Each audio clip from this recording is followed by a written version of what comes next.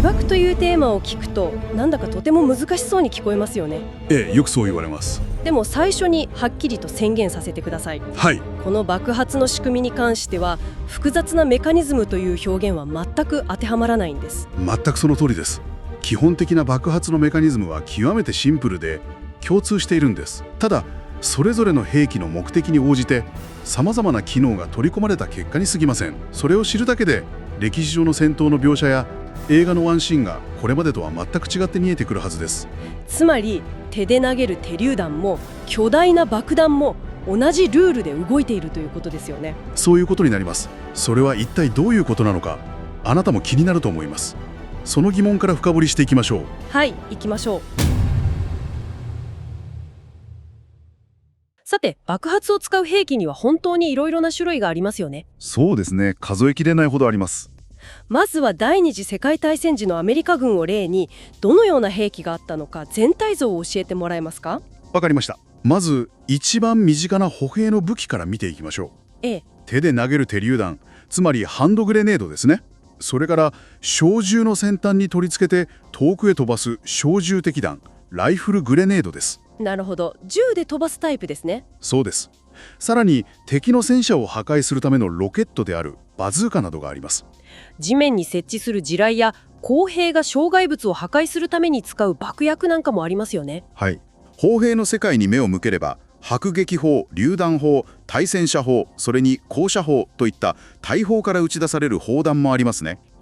遥か上空から投下される巨大な航空爆弾ももちろん忘れてはいけません。こうやって並べてみると、その形や用途は実に多岐にわたります。爆発した後のなんというか破壊の仕組みも全然違いますよね。その通りです。破片を放射状に飛ばして周囲にダメージを与えるものもあれば、航空爆弾のように巨大な衝撃矢だけで建物を壊すものもある。そうですね。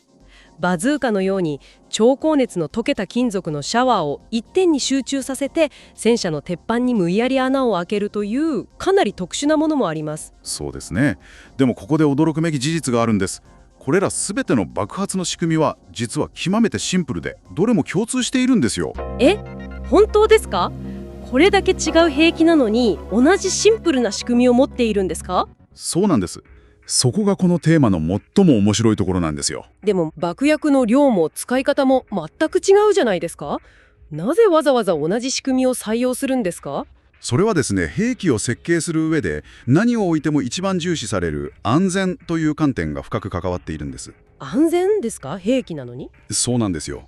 爆発物の中核となる破壊力の元の爆薬を策薬と呼びますが、はい、策薬ですね。実はこれわざと非常に鈍感に作られているんです。ちょっと待ってください。爆発物なのにわざと爆発しにくく作られているということですか？はい、その通りです。破壊するためのものならもっと敏感にしておいた方がいいんじゃないですか？いえいえ、それが逆なんです。アメリカ軍の標準的な爆薬である TNT を例に挙げてみましょう。TNT よく聞く名前です。 TNT は実は非常に安定した物質で、少量であればマッチで火を近づけてもただゆっくりと燃えるだけでドカンとは爆発しないんですよ。火をつけても燃えるだけなんですか？そうなんです。爆薬と聞けばちょっとした衝撃や熱ですぐさま亀裂が入って大爆発を起こすような危なっかしいイメージでした。それは映画の中の演出ですね。なるほど。実際の TNT は誤って地面に落としてしまったり、あるいは金属同士が激しくぶつかるような衝撃を与えてもそう簡単には爆発しません。すごく頑丈というか安定しているんですね。そうなんですよ。もしちょっとした衝撃や熱で簡単に爆発してしまったらどうなるか。運んでいる時の揺れとか大砲から打ち出した瞬間の衝撃で味方を巻き込んで爆発してしまうってことですか？その通りです。前線で戦う兵士たちにとっては敵よりも恐ろしい存在になってしまいますからね。いやー、驚きです。意図したタイミングで安全かつ確実に起爆できるようにするために、あえてそういう性質を持たせているんです。でもそこでもう一つの疑問が湧いてきます。何でしょうか？火をつけても燃えるだけ、叩いてもびくともしないほど鈍感な爆薬をいざという時にどうやって破壊的な爆発へと導くんですか？いい質問ですね。そこで全ての爆発物は大きく分けて2つの道具から構成されているんです。2つの道具？人間の体に例えるととても分かりやすいですよ。人間の体のどの部分に当てはまるんでしょうか？まず破壊力を生み出すメインの策略はいわば筋肉です。筋肉ですか？はい。周囲を破壊し吹き飛ばすための巨大なエネルギーを持っていますが、自分自身ではいつ爆発していいか判断することができません。ふんふんふん。だからその筋肉に向かって今爆発しろとタイミングを伝える役割が必要になります。それが神管や雷管といった加工品の役割なんですね。その通りです。加工品が脳や神経の役割を果たしているんです。脳からの信号が神経を通って筋肉に伝わる。そうして初めて筋肉が動くように、加工品からの信号が策略に伝わって巨大なエネルギーが解放されると。まさにそういうことです。衝撃や火を感じ取り、その信号を確実に筋肉に伝える。それが彼らの仕事です。なるほどなるほど。そしてその脳の信号が筋肉に伝わるまでのプロセスが、実は点火、起爆、爆豪という3つのステップのバケツリレーのようになっています。点火、起爆、爆豪。その爆豪というのは初めて聞く言葉です。ここが初心者がよくつまずくポイントですね。つまずくポイントですか？はい。軍事的な爆発物はただ激しく燃えているわけではありません。熱から超音速の衝撃波へとバトンタッチしていくことで機能するんです。燃えることと爆豪は全く違う現象なんですね。そうなんです。まず第1段階の点火です。ここでは火がつき熱が発生します。この時の燃焼スピードは音速以下で比較的穏やかなものです。先ほどおっしゃっていた TNT がただ燃えているだけの状態に近いわけですね。そうですね。そしてそこから第2段階の起爆へと進みます。穏やかな熱からどうやって起爆につながるんですか？熱の刺激によって雷管の中にある非常に敏感な火薬が反応するんです。ここで初めて熱が衝撃波という物理的な波に変わります。爆発のスイッチが入る瞬間です。ちょっとそこを掘り下げたいのですが、小さな熱の刺激がどうやっていきなり衝撃波という波に変わるのでしょうか？とてもいい質問ですね。簡単に言うと、密閉された狭い空間の中で敏感な火薬が一瞬で大量のガスに変わるからです。ガスに変わる？つまり一気に膨らむということですか？その通りです。そのガスが膨張しようとする力が逃げ場を失い、圧力が一気に高まって周囲の壁や空気を限界まで押しつぶす。なるほど。その凄まじい圧力の波が音速を超えた時、衝撃波として伝わるんです。ただ熱を出しているだけじゃなくて、閉じ込められた場所で一気にガスが膨らむから空気をぶち破るような波が生まれるんですね。はい。そしてその衝撃波がメインの筋肉に伝わると、第3段階の爆豪が起こります。起爆で作られた衝撃波がメインの策略に伝わると、ただ激しく燃えるのではなく、音速をはるかに超える超音速の衝撃波となって全体を一瞬で吹き飛ばします。例えば TNT の爆豪速度は秒速約22,960フィート、メートルにすると約7000メートルにも達します。秒速7000メートル、それはちょっと想像もつかないスピードですね。すごいスピードですよね。熱から始まり、音速以下の燃焼から一気に超音速の衝撃波に変わる。はい。まさに劇的なバトンタッチですね。この点火、起爆、爆豪というプロセスを実際に起こすために使う道具を見ていきましょどんな道具があるんですか？う。まず点火に使うのは点火具、導火線、そして神管です。映画でよく導火線に火をつけてダッシュで逃げるシーンがありますよね。定番のシーンですね。あれは実際のところどれくらいの時間が稼げるものなのでしょうか？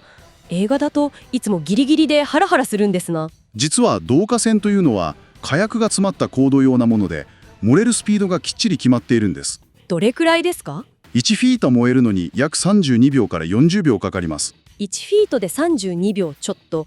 つまり長さを計算してきれば何分後に爆発するかをかなり正確にコントロールできるわけですね。その通りです。作業者が安全な場所に退避する時間をきっちり作り出すことができるんです。なるほど。じゃあその導火線に火をつけるのはどうやるんですか？それには点火具を使います。マッチのように摩擦で火を起こすものや、鉄砲の弾の雷管と同じ仕組みのもの。いろいろあるんですね。はい。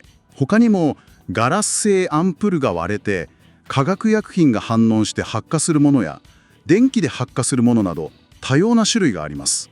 どれも発火することで点火するという役割なんですね。点火具で火を起こし、導火線で時間を稼ぎ、その火が行き着く先が雷管というわけですね。はい、そうです。雷管は導火線の火が行き着く先にある小さな金属の筒です。中には何が入っているんですか？雷光などの非常に敏感な火薬がぎっしり詰まっています。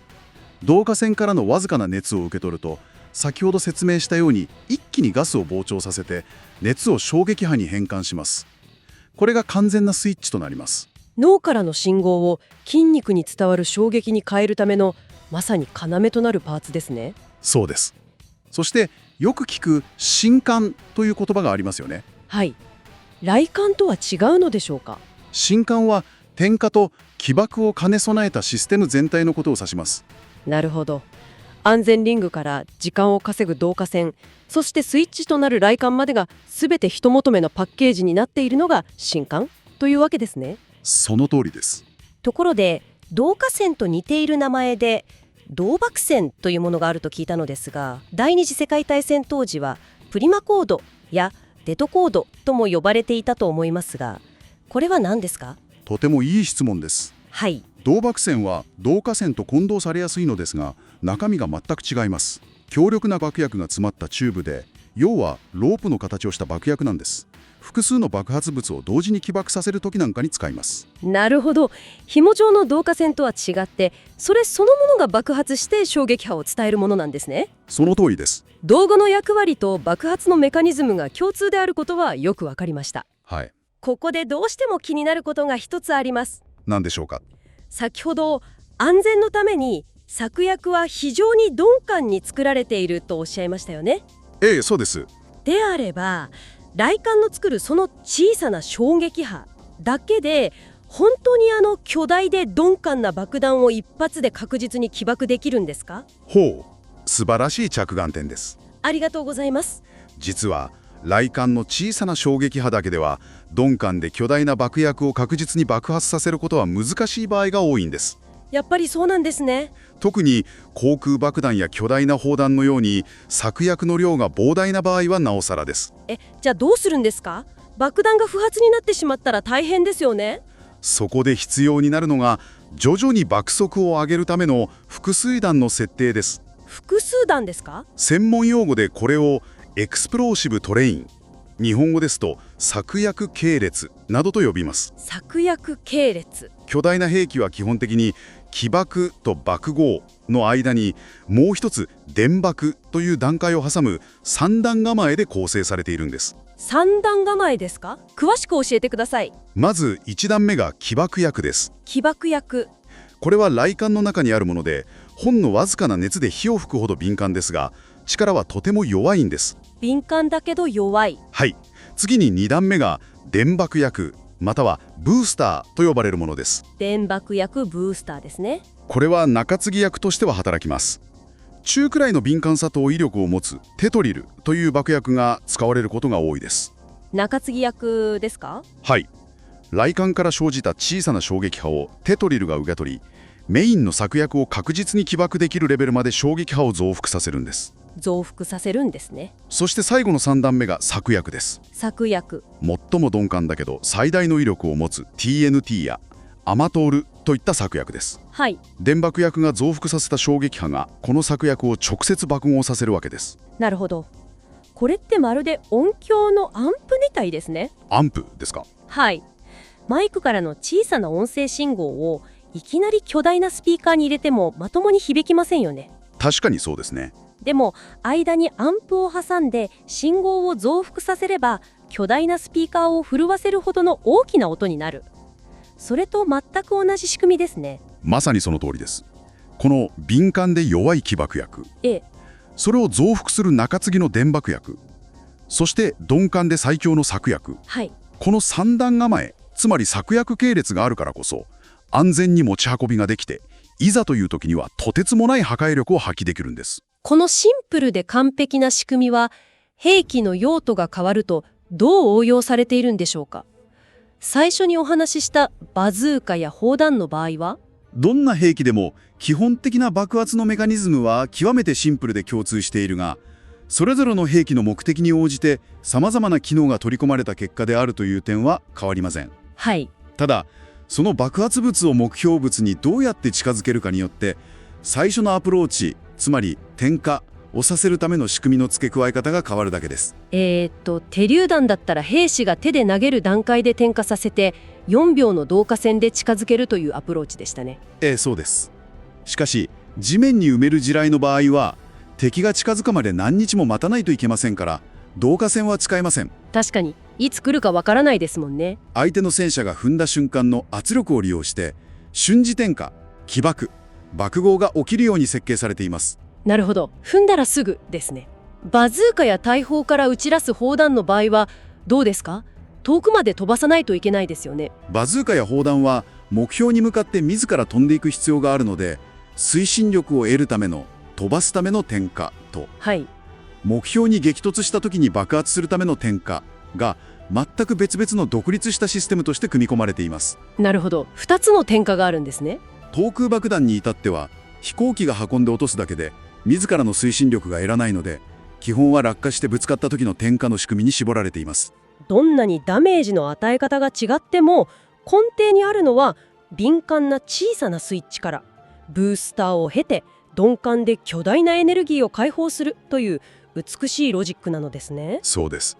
外側の形や目的が違うだけで、中身のシステムはみんな同じ哲学で作られているんです。本日の深掘りはここまでです。今回の動画を楽しんでいただけましたら、高評価とハイブをお願いします。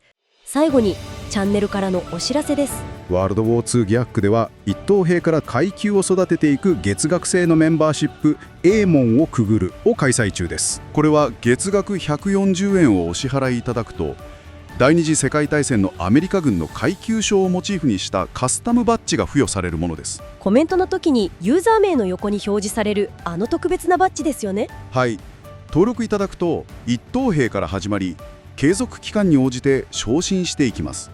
最も高いランクの4つ星の大将までは10年間の継続が必要という壮大な大人の遊びです。メンバー限定動画などの特典はありません。